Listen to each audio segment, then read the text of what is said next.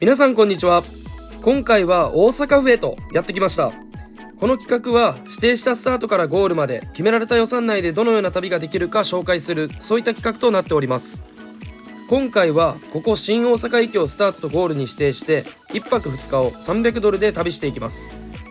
早速なんですけれども、少し早めのお昼ご飯を食べにこちらの福太郎というお店へやってきました。少し早めの昼食というのには実は訳がありまして、この日の夜に炭火割烹内田さんに撮影のご協力をしていただけることになっております。ここが今回の旅で一番楽しみで、午後5時半に予約をしているので、そこに全ての照準を合わせてこの日は動いていきます。普段よりも晩ご飯の時間が早いので、今回こうして早めの昼食をいただきます。で、今回の大阪旅のテーマなんですけど、前に大阪を紹介した時は主に観光名所を紹介してきましたので、今回はひたすら食べて飲んでのグルメ旅をテーマにここ大阪府を紹介していきます。大阪名物のお好み焼きもいただきまして、電車で移動してきました。第1弾の淡路島ではレンタカーを借りて移動しましたが、大阪は電車を使えばどこにでもアクセスよく行けるので、今回は主に電車を使って移動していきます。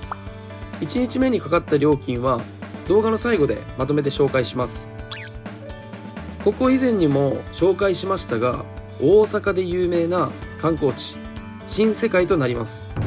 今回はここ新世界の中にあるホテルへ泊まるので、まだチェックインまでは時間がありますが、一旦荷物を預けに行きたいと思います。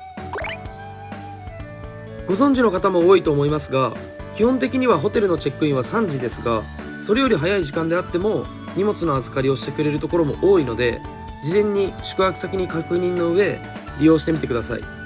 こちらが今日の宿泊先となりますが、料金はこちらでした。立地がいいにもかかわらず、この値段で宿泊できるのは大きかったです。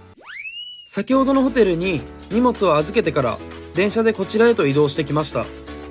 最高のコンディションで夜の炭火割烹内田に備えたいということで、どうしようかなと一緒に旅行していた友達と考えた結果、やはり温泉とサウナでしょうということで、空庭温泉という温泉型テーマパークへと今向かっております。さすがに温泉の中までは撮影できませんでしたが、温泉型テーマパークということで温泉以外もかなり充実しておりましたので、今回は撮影できる範囲内で空庭温泉を紹介していきます。最寄りの駅が弁天町駅になるんですが、こちらの駅と直結しているため駅からもかなり近いですし、大阪駅から電車で10分とアクセスが非常にいいのでおすすめです。今歩いていた映像を見てもらったらわかると思うんですけれども、周りにもたくさんのお店があってかなり充実しておりますので、こうして公園じゃないな、広場で遊ぶこともできますし、ここ空庭温泉で温泉に入ったりですとかサウナに入ったりですとか、他の施設もかなり充実しておりますので、本当にこの辺で1日遊ぶことも可能となっておりました。これから空庭温泉へと入っていきますが、まず受付をしたら浴衣へと着替えます。男性用の浴衣がこちらで、画面左側に今から映ってくるのが女性用の浴衣となります。種類も豊富ですし、浴衣を着れるだけでもうテンションがかなり上がりますね。受付を済ましたらですね、その際に腕につけるやつ、あれなんて言うんですかね、リストバンド、ハンドキー、こちらを受付でもらうんですが、館内で飲み物や食べ物を買うとき、施設内でマッサージを受けたりと、空庭温泉の中で何かを購入する際は全てこれに記録した状態にします。そして最後遊び尽くして空庭温泉を出るときに入場料とまとめて支払いをする形となります。なので財布や手荷物は最初にロッカーに入れたままで、なくしたりする心配もないですし、持ち歩かなくていいので手軽に館内を楽しむことができます。少し前に兵庫県の有馬温泉を紹介しましたが、そちらで入った温泉テーマパークと同じようなシステムだったので、詳しく知りたい方はぜひ兵庫 Vlog の方もチェックしてみてください。屋上庭園へとやってきましたが、こちらでは都会にいることを忘れてしまいそうなほど緑豊かで、足湯をしながらゆっくり外気浴を楽しむこともできます。温泉の施設内に鳥居があるということでかなり珍しいんですが、海外の方からすると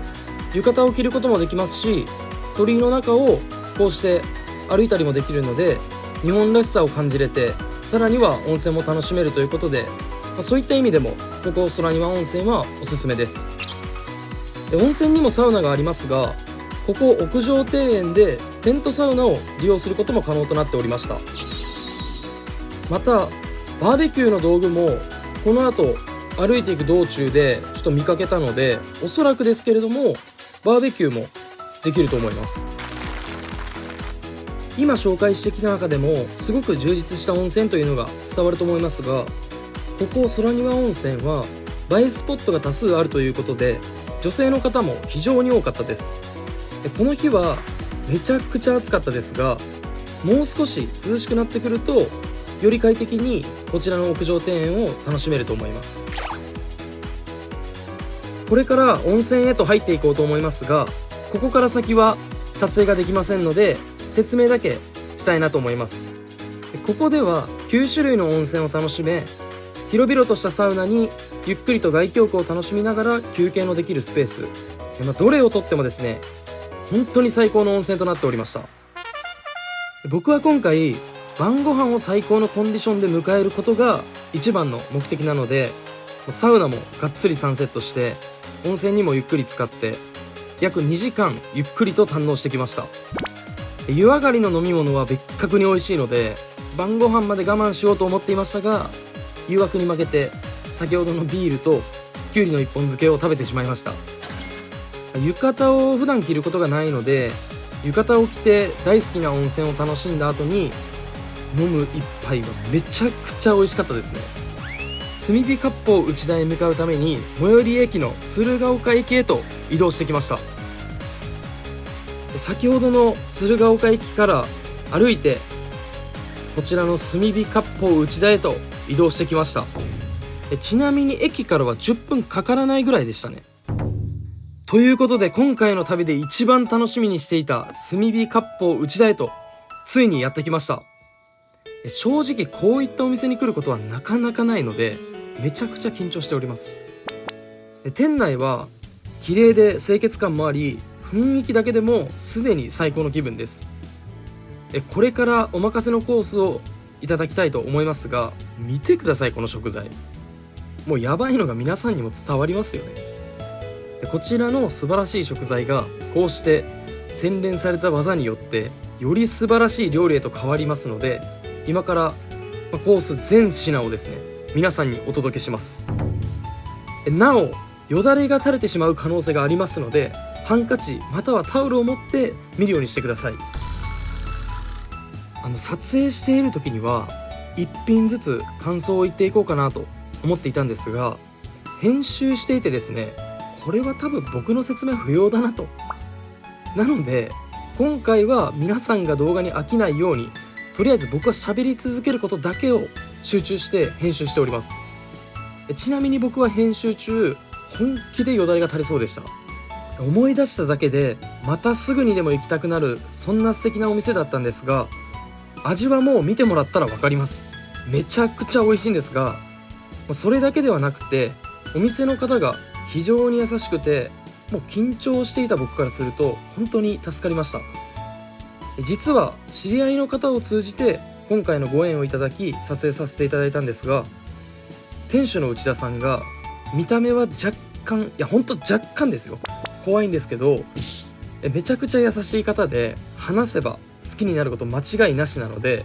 ぜひ遊びに行って確かめてみてください。こちらのお店、お昼は麺とだし内田ということでランチをしているそうで、僕は今回夜に来ておりますのでランチは残念ながら食べていませんが、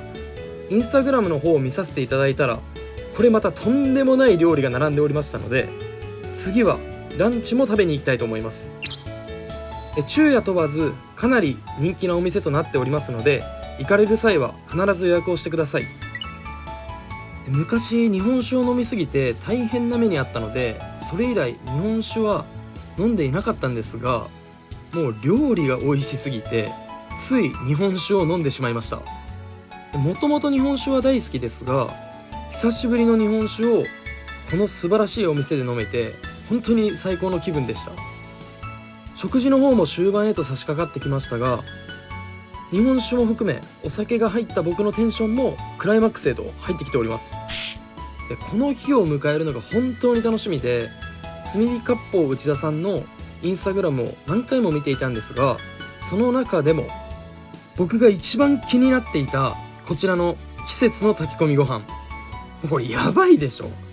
今編集中なんですけど、もう思い出しただけで美味しすぎて笑いが出てきます。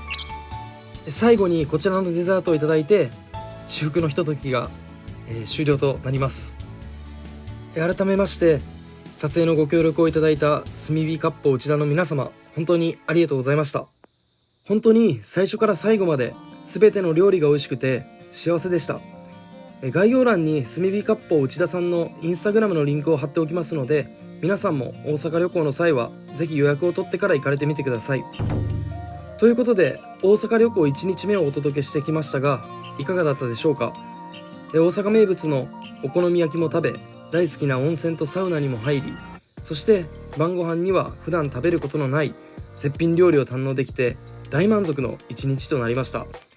次回の動画では大阪旅行2日目の様子をお届けします。こちらもグルメ旅をテーマに大阪のいろいろな場所を巡っておりますので、ぜひ楽しみにお待ちいただければと思います。最後になりますが、